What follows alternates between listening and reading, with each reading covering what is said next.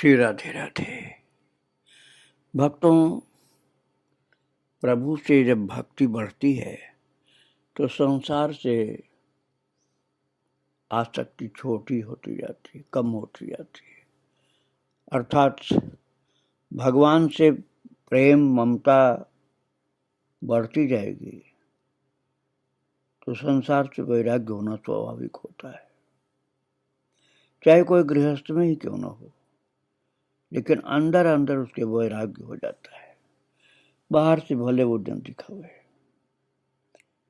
भक्त ज्योतिराम जी का भी यही था जीवन।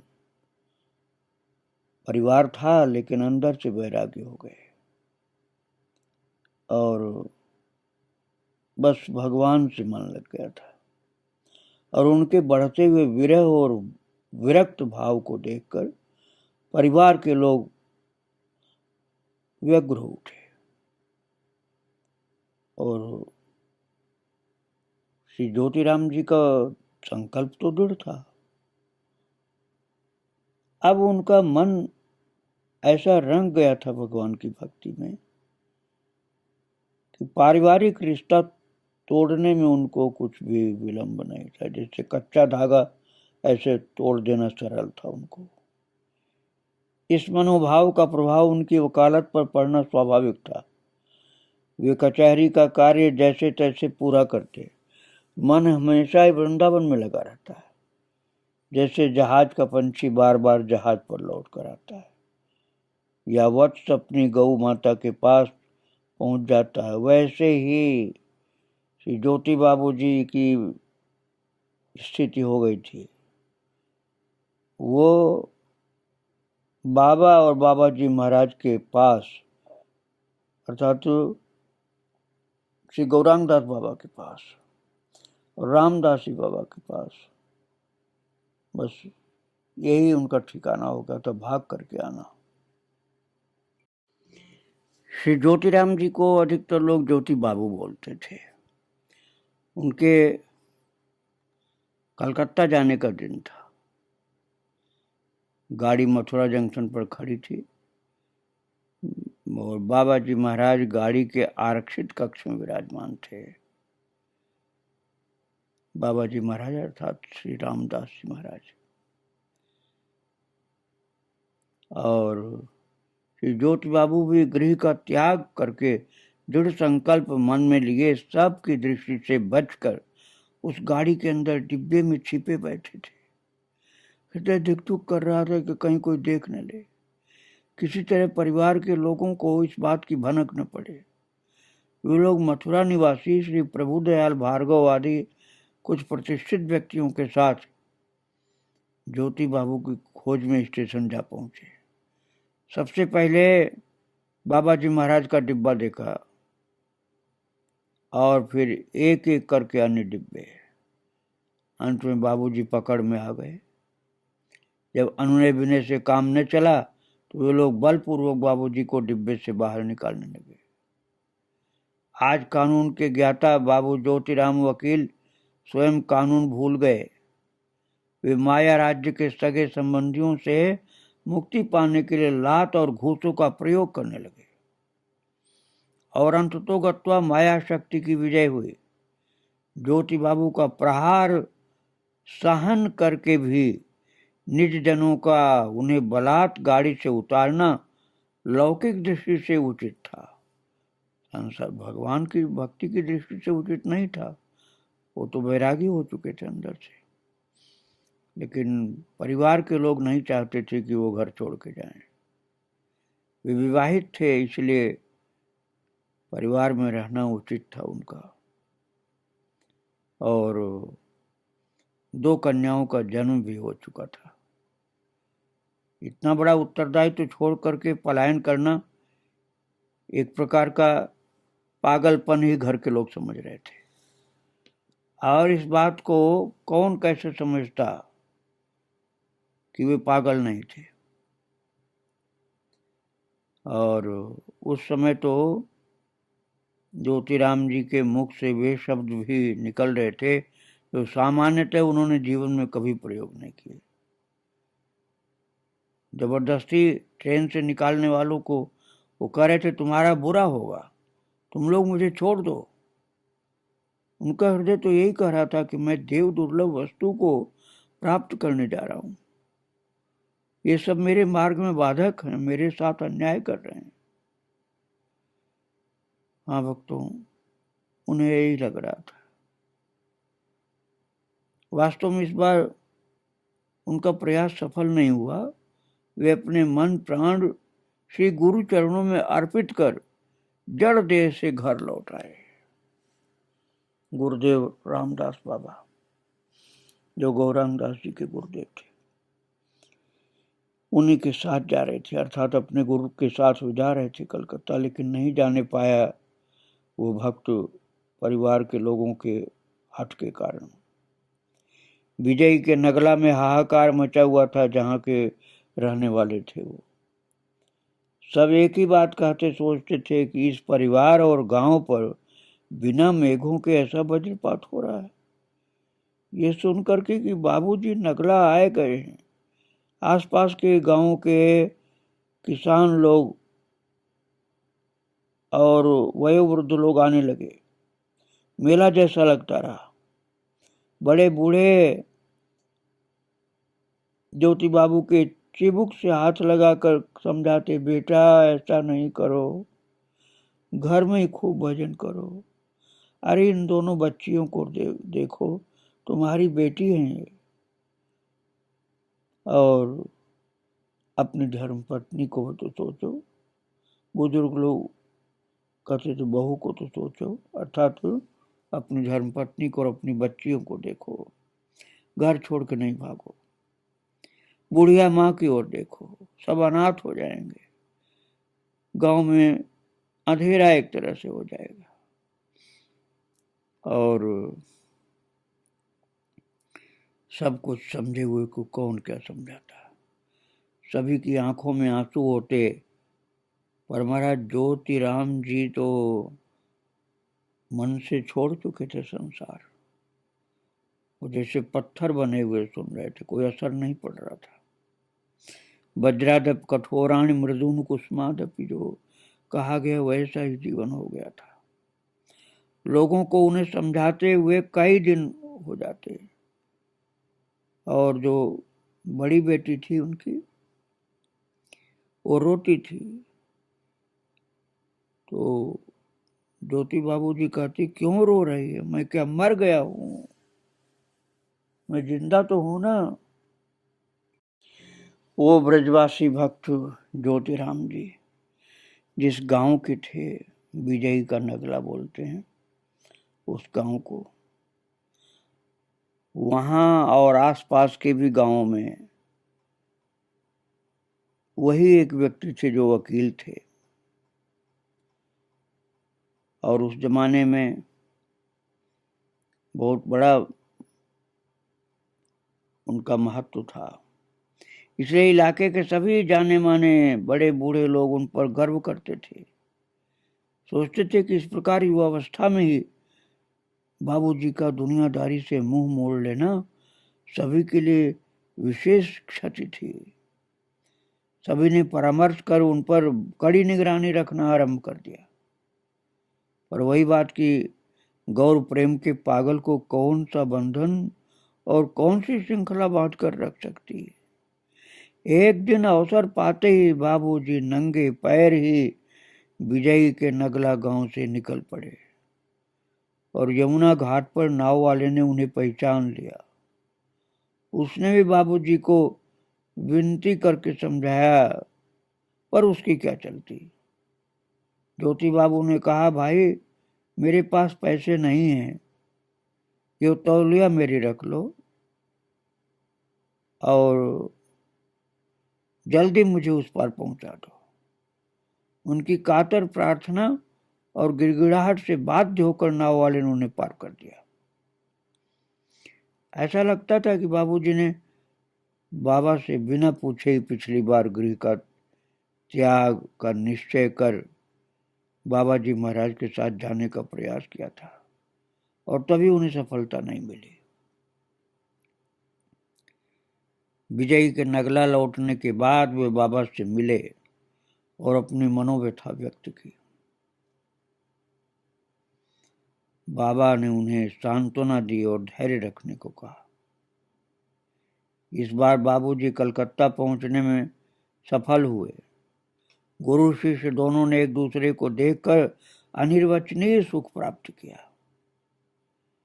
बाबूजी इस बात को लेकर पूरी तरह से कि अब इतनी दूर घर से कोई नहीं आएगा और वे गुरु सानिध्य में रहकर और उनकी सेवा का सुख प्राप्त करके अपने जीवन को सार्थक करेंगे। वे गुरु सानिध्य में रहते, उनकी समयानुकूल सेवा करते और उनकी संकीर्तन सुधा का पान करते। भक्तों, मैं आपको सुना चुका हूँ, बाबा रामदास जी जो थे बड़े बाबा के शिष्य, बहुत सुंदर गायन के साथ भगवान नाम कीर्तन करते थे। भगवान और सरस्वती माता दोनों की कृपा थी उनके ऊपर। और बाबूजी बंगला बड़ी अच्छी बोल लेते थे, ज्योतिराम जी। तो उनके गुरु भाई आज समझ नहीं पाते थे कि वे एक ब्रजवासी हैं या बंगाली हैं। तो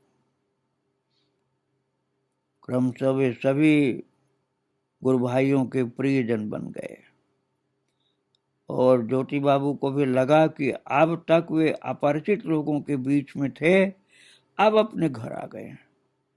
सुखी मीन जह नीर अगाधा। वैरागी थे ना, अंदर से वैरागी थे, इसलिए उनको विरक्त जीवन ही अच्छा लग रहा था। और बाबा जी महाराज ने तो अपना पूरा कृपा भंडार ज्योति बाबू के लिए खोल दिया था। वे बाबूजी को बड़ा स्नेह करते थे और यथासाध्य अपने सानिध्य की छांव में रखते थे। एक दिन वे नदी स्नान कर रहे थे। उन्होंने एक पद बाबूजी को सुनाया और कहा कि वो पद श्री जगत बंधु ने उन्हें उस समय लिख कर दिया था जब वो उनसे विदा लेकर के बड़े बाबा की शरण में चले आए थे। ये मैं आपको चरित्र सुना चुका हूँ तो रामदास बाबा का। पहले वे जगत बंधु सुंदर के पास रहते थे, बाद में बड़े बाबा के पास आ गए थे। बाबा जी महाराज कीर्तन करते थे और श्री जगत बंधु मृदंग बजाते थे। जगत बंधु सुंदर भी, उनका भी चरित्र में सुना चुका हूँ, बहुत अद्भुत थे। उनके शरीर में अद्भुत दिव्य कांति थी, इसलिए चादर ओढ़े रहते थे कि किसी को उनके तेज से बाधा न पड़ जाए। कई बार कई लोग मूर्छित हो जाते थे उनको देखने वाले। और उस दिन बड़ी गर्मी पड़ रही थी और जगत बंधु का लिखा बाबा महाराज को पद सुना रहे थे। बाबा जी महाराज नगर कीर्तन के लिए जा रहे थे और ज्योति बाबू जी उनके पीछे पीछे पंखा झलते चल रहे थे। कभी कभी अत्यधिक भीड़ की धक्का मुक्की में पंखा बाबा जी महाराज के सिर से लग जाता था और हवा भी ठीक से नहीं हो पाती थी। एक दो बार इस प्रकार पंखा स्पर्श होने के बाद बाबा जी महाराज ने पीछे मुड़ करके उन्हें धक्का सा दिया और कहा, बुद्धि नहीं है तेरे, कैसे पंखा चलाता है। वे यही समझाना चाहते थे कि सेवा कैसे की जाती है। बाबूजी को कुछ फासला रखकर चलना चाहिए था और भीड़ को भी रोकने की चेष्टा करनी चाहिए थी। तो ज्योति बाबू तुरंत ही सतर्क हो गए। शेष यात्रा में बाबा जी महाराज को भी उनकी सेवा से बड़ा सुख संतोष मिला। इस सामान्य कृपा दंड से बाबूजी की सेवा बुद्धि बहुत सुंदर हो गई, बड़ा निखार आ गया सेवा बुद्धि में उनके। और इधर बाबूजी को लापता देखकर सभी निराशा के समुद्र में डूब गए जैसे। और नाव वाले की बातें सुन करके पहले उनकी तलाश वृंदावन, माठ, मथुरा आदि स्थानों में की गई। कहीं पता न चलने पर चाचा प्रसादी लाल जी, एक भक्त थे प्रसादी लाल जी, और भी कुछ लोग बाबा के पास पहुंचे और रोने लगे। बाबा से उन लोगों का रोना नहीं देखा गया। तो फिर संत का हृदय तो दयालु होता है। रामदास बाबा ने देखा यहाँ के लोग रो रहे थे, तो सबको आश्वासन दिया कि ज्योति आ जाएगा। बाबा सबके साथ कलकत्ता पहुंचे। बाबा का मतलब यहाँ गौरांग दास बाबा। लोग गौरांग दास बाबा के पास आके रो रहे थे, तो गौरांग दास बाबा ने कहा ज्योति आ जाएगा, चिंता मत करो। तो सबको लेकर के गौरांग दास बाबा कलकत्ता गए अपने गुरुदेव के पास, रामदास जी के पास। और बाबा जी महाराज ने सबसे निवेदन किया, घर वालों को वहां तक पीछा करते देख बाबूजी बड़े घबराए।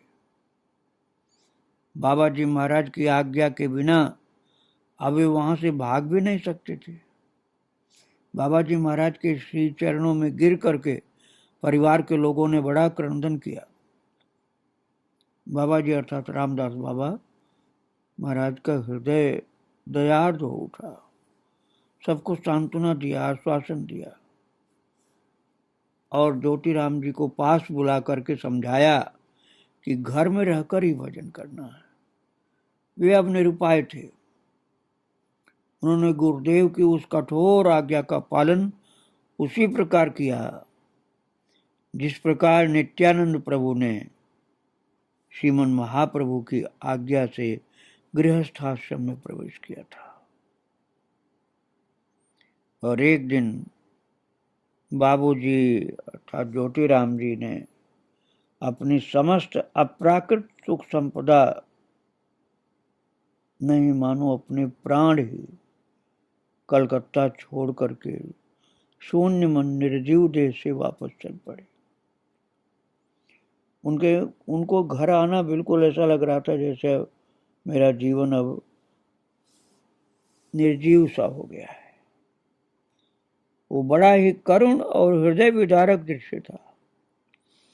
अपने अश्रुओं से अपने गुरुदेव बाबा जी महाराज के श्री चरण प्रक्षालन करके दंडवत करके उठने लगे तो बाबा जी महाराज ने स्नेह पूर्वक अभयदान करते हुए कहा, गौर विश्वंभर। इस सिद्ध मंत्र को बाबूजी अर्थात ज्योतिराम जी जीवन भर नहीं बोले। अप्रत्यक्ष रूप से बाबा जी महाराज ने उनसे कह दिया कि तुम्हें किसी प्रकार की चिंता नहीं करनी है, गौर विश्वंभर हैं, वे ही तुम्हारी चिंता करेंगे। और गुरुनिष्ठ ज्योति बाबू गौर विश्वंभर मूल मंत्र पा करके श्री गुरुदेव को पूर्णतः आत्मसमर्पण करके उन्हीं के आदेश से फिर लौट करके अपने गांव फिर से वापस आ गए। गुरु महाराज का नाम स्मरण करते ही उन्हें कंप और पुलक होता था। श्री गुरुदेव के उद्देश्य से सूरदास जी के इस पद को भरोसो दृढ़ इन चरणन केरो, वो भाव विभोर होकर के नृत्य गाते थे।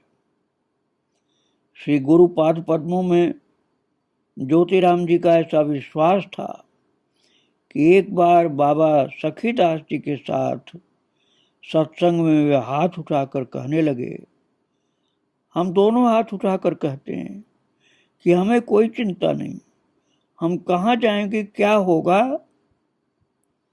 ये हमारे गुरुदेव जाने। बाबा जी महाराज की अभयवाणी गौर विश्वंभर अर्थात चैतन्य महाप्रभु विश्वंभर हैं, संपूर्ण विश्व का भरण पोषण करते हैं। बाबूजी के कानों में निरंतर ये ध्वनि गूंजती रहती थी, गौर विश्वंभर।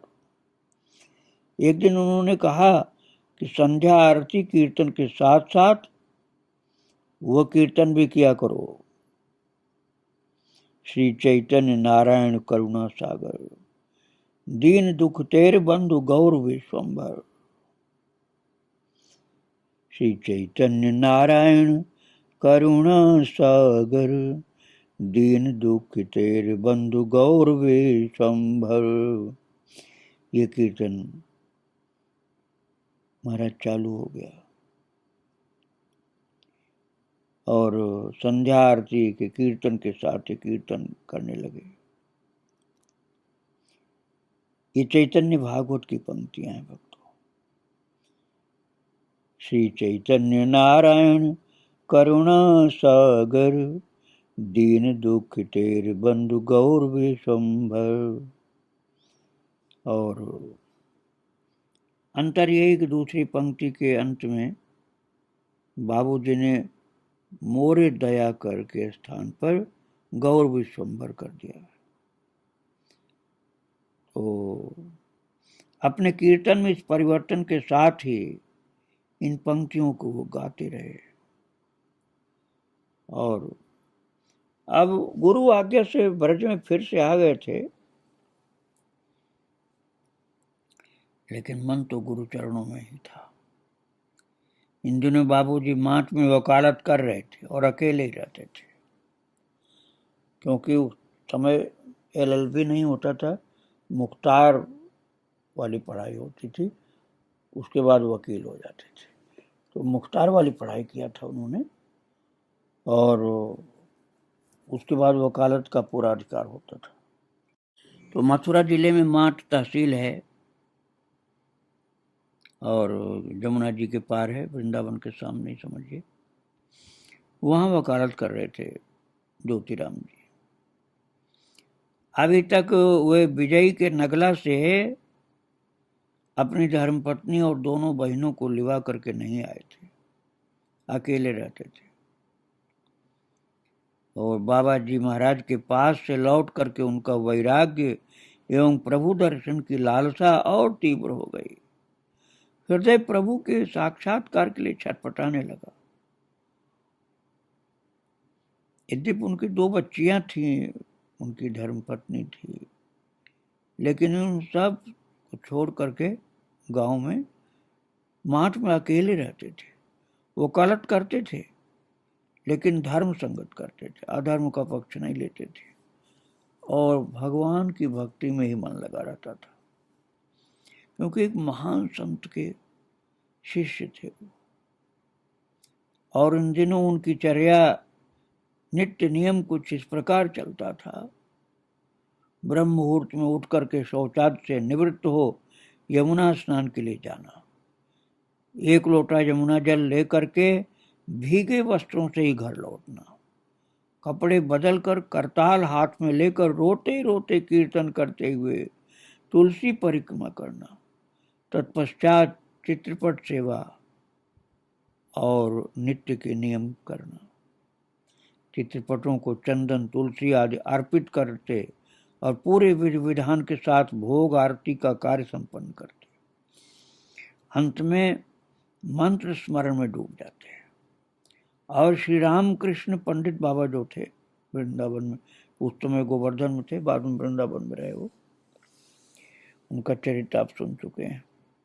पहले जयपुर में रहते थे वो, जो बचपन में थे जयपुर में रहते थे। ठाकुर जी उनके साथ खेलते थे, इसको सुन चुके हैं आप। तो वही पंडित बाबा जिनका नाम था रामकृष्ण दास, उनके आदेशानुसार श्री गोपाल सहस्त्र नाम पाठ करते रहे। और जब तक भजन पूर्ण नहीं होता तब तक कोई उनसे मिल नहीं सकता था। यदि कभी बाहर जाना पड़ता तो एक ऊनी थैले में चित्रपट, पूजा की सामग्री सब लेकर जाते थे। कचहरी तो वे नाम मात्र को जाते थे, मन कहीं अन्यत्र ही रहता। कचहरी का कार्य छोड़ छाड़ करके बाबा के पास पहुंच जाते, अर्थात गौरांग दास बाबा के पास, और कई दिनों तक उनके सानिध्य में रहते। बाबा मधुकरी करके लाते और वे दोनों लोग प्रसाद पाते।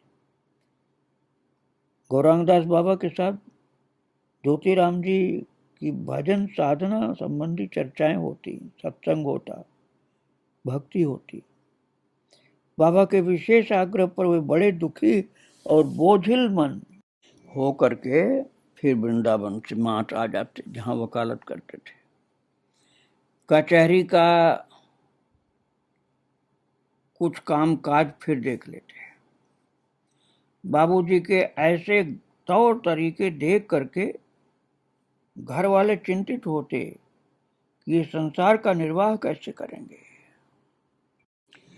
बाबा गौरांगदास जी बहुत विरक्त संत थे और इनके गुरु भाई ही लगते थे, ज्योतिराम जी के गुरु भाई थे, क्योंकि दोनों लोग बाबा रामदास जी के शिष्य थे। तो वो समझाते थे कि तू गृहस्थ है, 2 बेटियां हैं तेरे और पत्नी है तेरी, इसलिए उन सबको इस प्रकार से निराधार मत छोड़ो। और ये कहा कि वकालत की ओर भी ध्यान दो। पूरा वैरागी हो जाओगे, वकालत भी छोड़ दोगे तो परिवार के साथ रहना कैसे हो पाएगा तुम्हारा।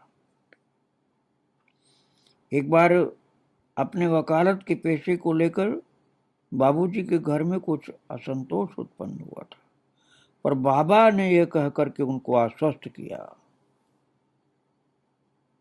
कि तेरो तो जे काम अच्छो है, अर्थात वकालत भी अपनी कर और भगवान की भक्ति भी कर।